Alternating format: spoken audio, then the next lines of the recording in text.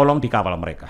Mereka adalah rakyat yang menginginkan perlindungan supaya perekonomian mereka juga bisa berjalan dengan baik sesuai dengan perintah Bapak Presiden.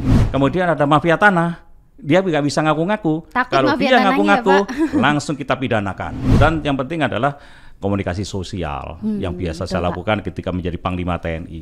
Saya duduk bersama, ngobrol bersama untuk menyelesaikan masalah-masalah konflik agraria seperti itu. Kok bisa sampai dijulukin si otak setan? Saya selalu kalau ke daerah, saya selalu mengawasi Pak Presiden dan gerak-gerik di lingkungan sekitarnya. Sehingga kalau ada apa-apa yang mencurigakan, pasti saya mendekat. Saya bilang kan tadi, manajemen pertempuran. Jadi, deteksi, identifikasi, eksekusi.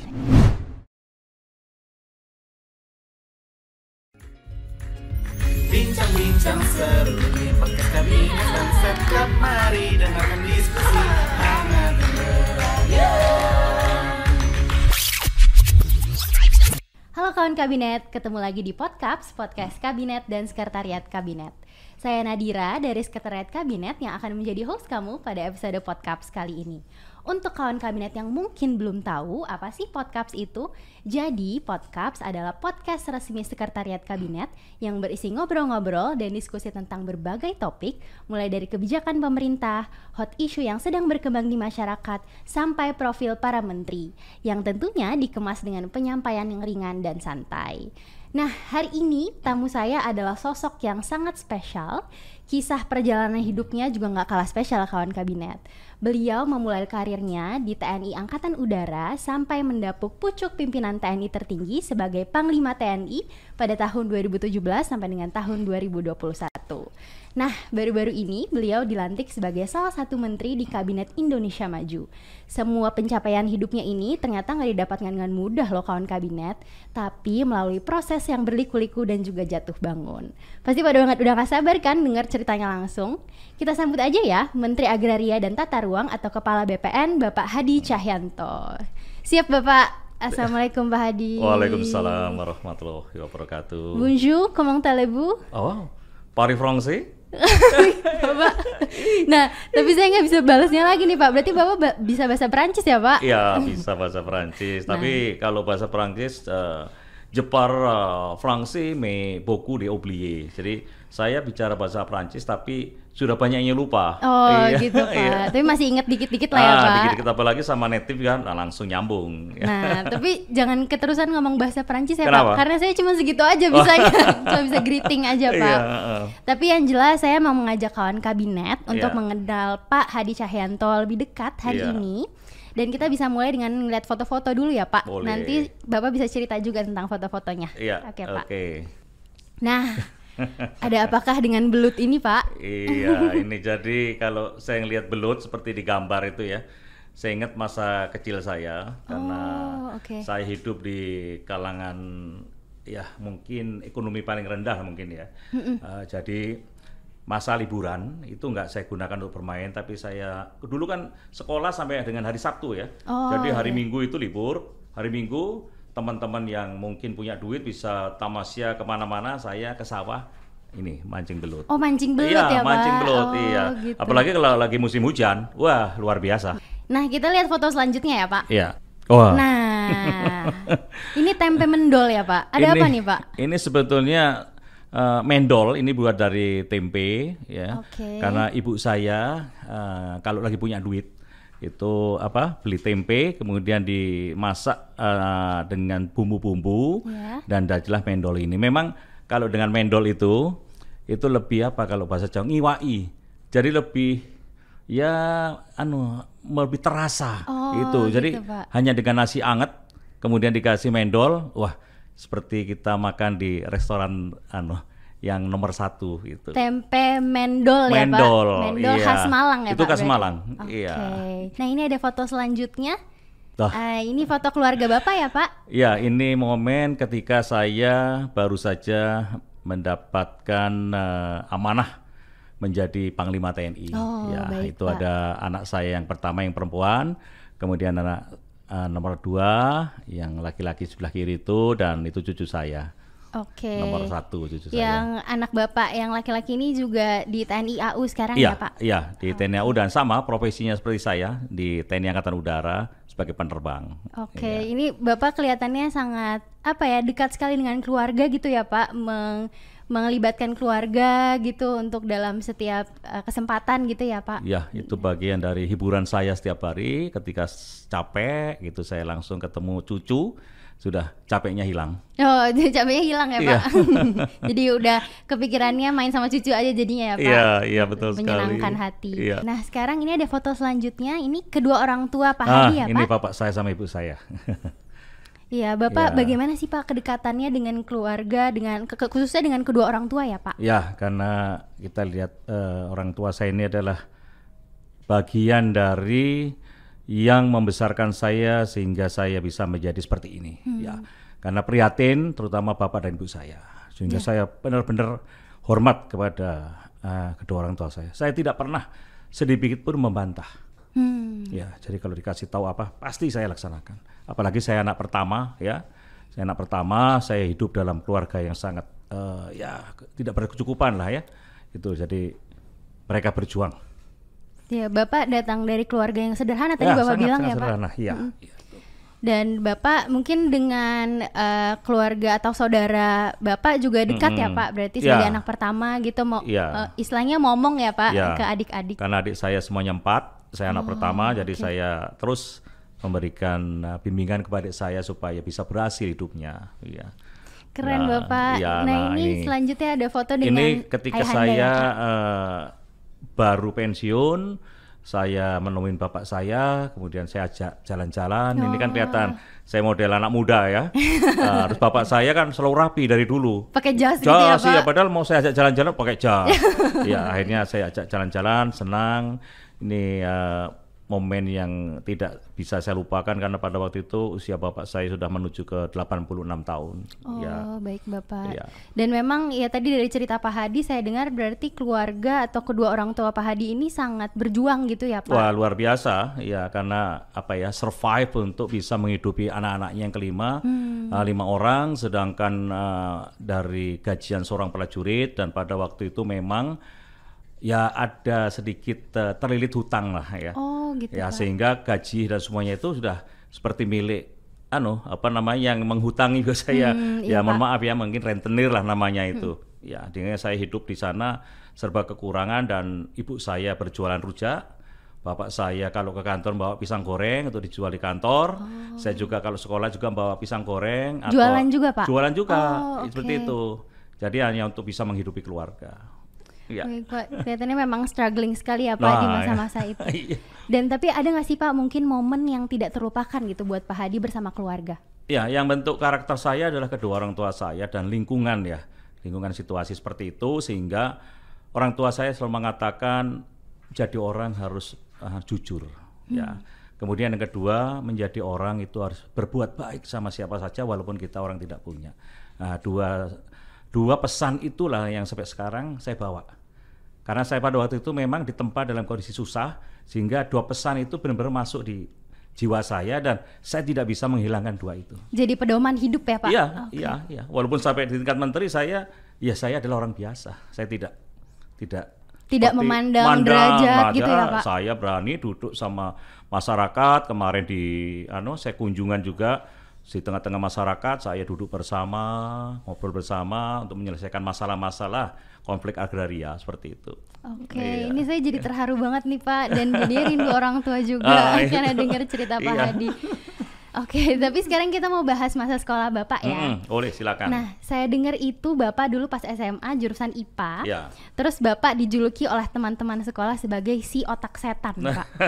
Nah, itu gimana ceritanya sih Pak? Kok bisa sampai dijulukin si otak setan? Ya, jadi berangkat dari situasi ekonomi yang kurang ya, sehingga teman-teman saya kalau belajar dia memiliki literatur yang banyak. Karena apa? Punya duit sehingga dia beli. Nah, saya bagaimana caranya juga bisa mengetahui literatur itu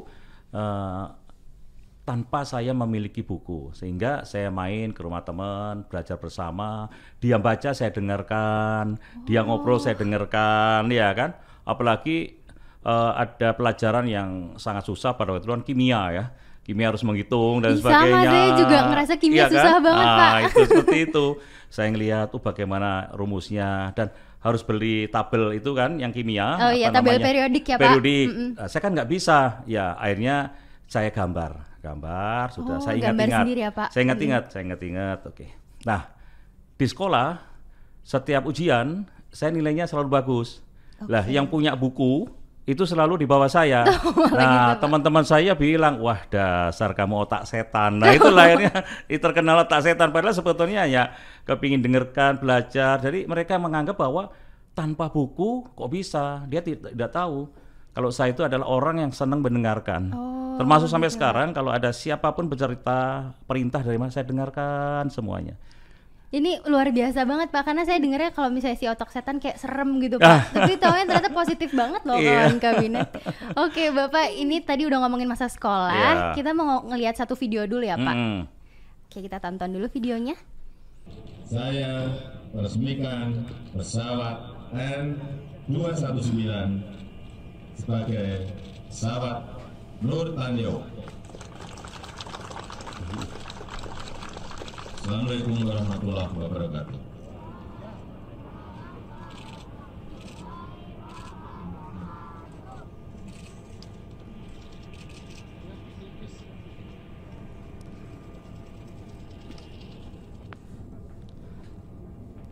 Nah, itu dia videonya yang sempat viral Pak, tahun 2017. Itu gimana kejadiannya sebenarnya sih Pak?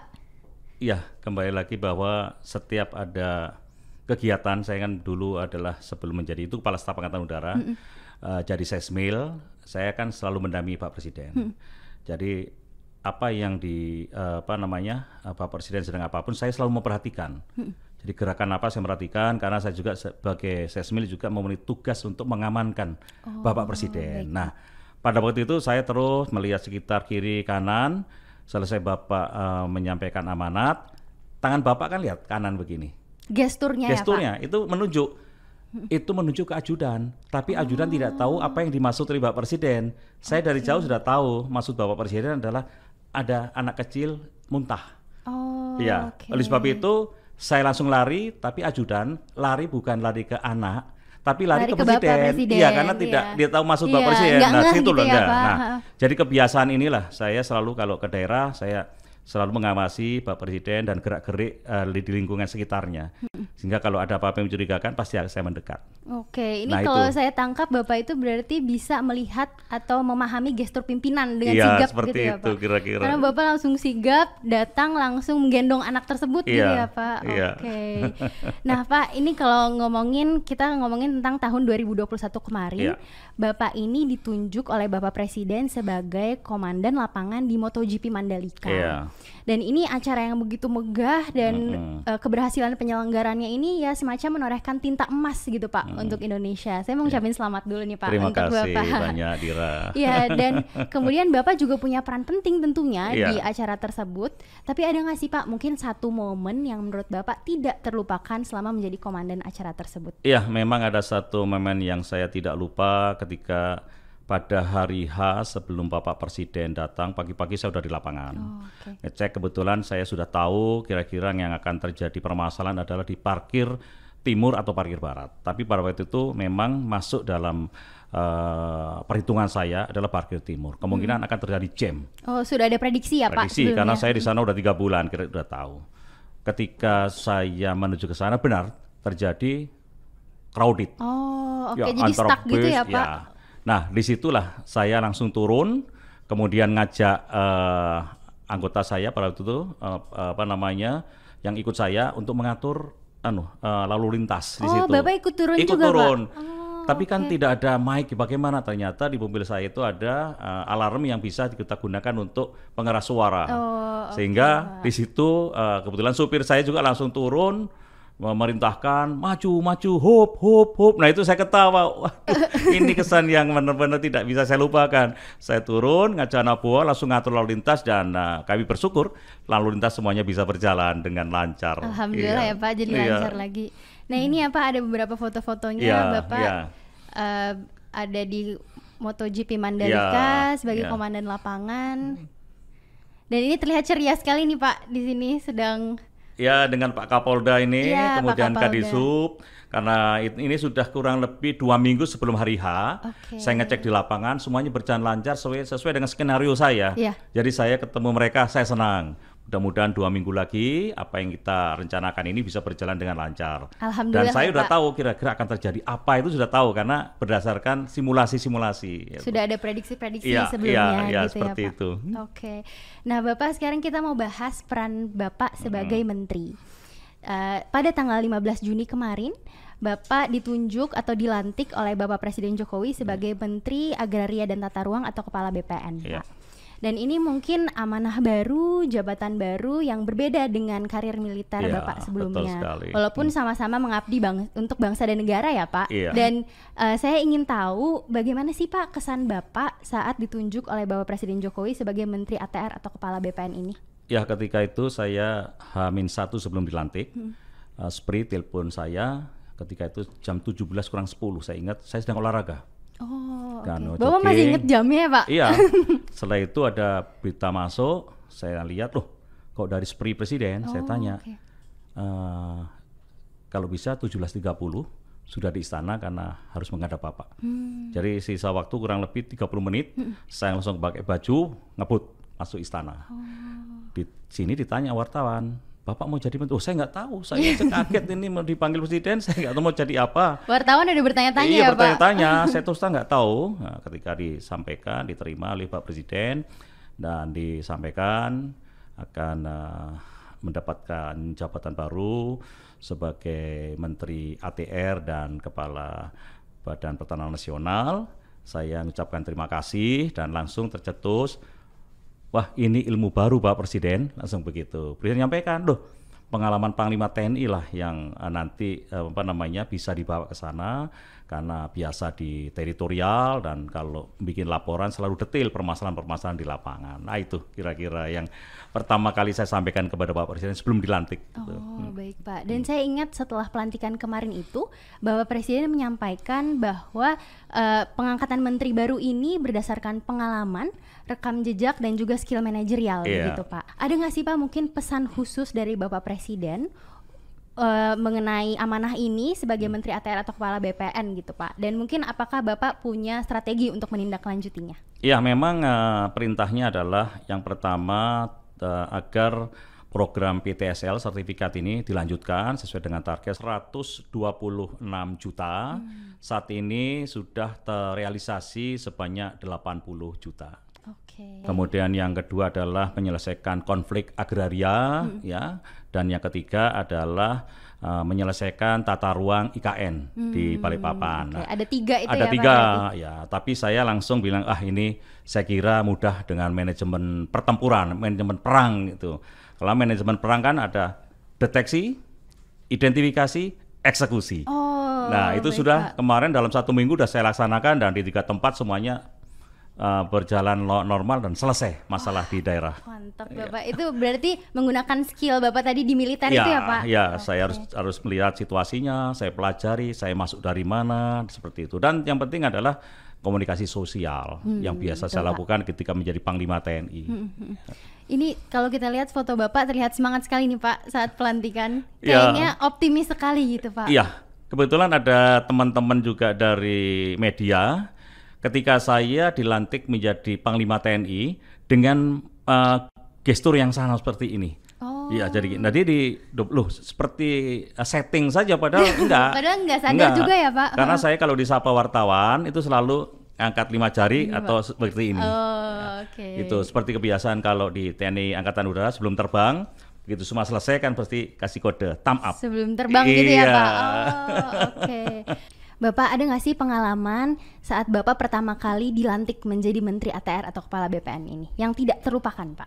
Ya, ketika pertama kali saya turun ke lapangan, kemungkinan kira-kira 3 hari setelah saya dilantik menjadi menteri, saya turun ke kota Malang karena di sana ada permasalahan yang cukup menjadi perhatian kita semua, yaitu adanya keinginan masyarakat untuk menggarap tanah yang saat itu dikuasai oleh PTPN 12 dan itu masuk dalam kawasan HGU, hak guna usaha. Dari 750 hektar itu sudah ditanami masyarakat, yaitu berupa tebu, kemudian ditanami singkong, dan ada talas ya, yang mereka selalu panen setiap musim panen. Okay. Namun dari pihak PTPN 12 menginginkan tanah itu menjadi tanah garapan mereka. Memang itu masuk dalam wilayah HGU, dan itu kan sudah ada roadmap untuk mereka menanam apa saja. Ya. Kemudian saya mulai pendekatan di PTPN 12 dan saya melakukan pendekatan ke rakyat, dan saya pada waktu itu menemui titik temu ya, bahwa musim panen saat ini silahkan dipanen semua. Saya sampaikan kepada masyarakat itu. Kemudian tidak ada yang mengganggu apabila masyarakat panen. Karena selama ini kan diganggu. Wah, ini milik ini. Walaupun dia mengatasnamakan seolah PTPN, padahal sebetulnya orang luar itu, iya kan? Nah, setelah saya angkat, kemudian saya juga memberikan permasalahan bahwa Bapak-Bapak dan Ibu sekalian, tanah ini sebetulnya adalah tanah milik PTPN 12. Ini HGU yang menjadi tanggung jawab PTPN. Oleh sebab itu, setelah musim panen ini, pihak PTPN akan berkoordinasi dengan ibu-ibu sekalian untuk bisa di KSO-kan, kerjasama operasi. Oke. Ya, kemudian tetapi nanti Bapak-Bapak dan Ibu sekalian, saya akan bicarakan kepada PTPN. Ya, nanamnya nanam apa? Harapan saya adalah masyarakat tetap diberikan kesempatan untuk nanam sesuai dengan skill mereka, yaitu nanam tebu, nanam singkong, dan nanam tanaman-tanaman lainnya. Kalau nanti diberikan perintah untuk menanam karet, skill mereka tidak mampu nanam karet. Sedangkan tebu, jagung ini adalah untuk kehidupan mereka. Tapi dengan catatan Bapak-Bapak dan Ibu sekalian ya, saya akan verifikasi.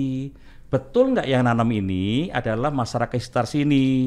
Siapa tahu ada orang di luar kampung. Setuju. Dia teriak gitu semua. Karena saya takutnya adalah 750 hektar ini sudah ada bandarnya dari luar yang hanya mempekerjakan mereka. Jadi merugikan masyarakat juga ya, Pak? Rugi lagi. Oleh sebab itu saya turunkanlah Satgas.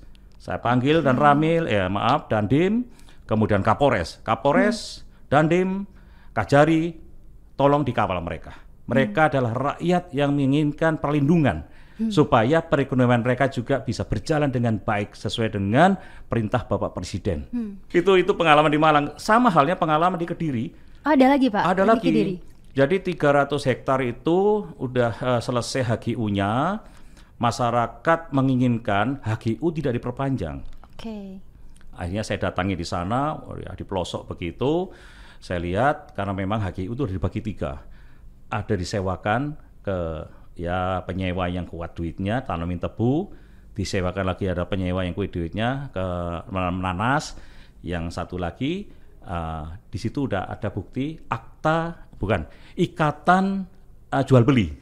Notaris kan, padahal itu tanah HGU tidak bisa dijual, tapi masih kira-kira masih ikatan jual beli itu kan masih perdata, jadi belum pidana dan tidak masalah, hanya nunggu izin dari menteri. Melihat situasi di situ, saya sudah bisa ngambil kesimpulan. Bapak-bapak dan Ibu sekalian, saya sudah tahu permasalahan di sini. Apa Pak Menteri? HGU-nya kan tidak usah diperpanjang. Betul, ya tidak saya perpanjang. Wah, teriak lagi. Jadi mendengarkan aspirasi dari masyarakat, tapi tetap ada pengaturannya juga ya Pak? Saya bilang kan tadi, manajemen pertempuran. Jadi deteksi, identifikasi, eksekusi. Saya terapkan juga nih Pak, berarti nanti buat pekerjaan. Nah ini kalau misalnya kita bicara mengenai tanggung jawab Bapak gitu, pasti kan tidak terlepas dari tantangan gitu ya Pak. Mungkin ya apalagi sebagai menteri gitu, perannya sangat krusial dan kemudian juga tanggung jawabnya sangat besar. Apa yang Bapak anggap sebagai tantangan terbesar Pak dalam menjalani amanah ini? Iya, saya kira hampir semuanya menjadi tantangan karena saya harus bekerja serius, apalagi perintah Pak Presiden itu jelas ada 3, dikaitkan dengan penyelesaian sertifikat. Ini juga bukan hal yang harus ditinggal santai, harus benar-benar, karena untuk sertifikat sendiri saya sudah punya target bahwa sebelum atau berakhirnya tahun 2022 itu ada kota atau kabupaten yang sudah berstatus kabupaten lengkap atau kota lengkap. Artinya seluruh kabupaten itu atau kota itu semuanya sudah disertifikatkan tanahnya. Sehingga itu target Bapak ya? Target, berarti, ya? paling tidak ada setiap provinsi ada 3 atau 4 atau 5 itu ya. Dan memang kepala kantor sudah saya panggil. Kalau seandainya itu bisa terjadi, artinya di Indonesia baru pertama kali wilayah itu bisa tersertifikat secara penuh dan kita bisa sampaikan bahwa wilayah itu adalah menjadi wilayah yang memberlakukan hukum positif. Artinya apa? Hukum positif, ketika ada investor datang, tenang, karena semua sudah tersertifikat dengan baik, aman. Ya, kemudian ada mafia tanah, dia nggak bisa ngaku-ngaku. Kalau dia ngaku-ngaku, ya, langsung kita pidanakan. Iya betul. Itu yang target saya. Dan saat ini belum ada wilayah-wilayah yang memberlakukan hukum positif terkait dengan sertifikat tanah. Oke.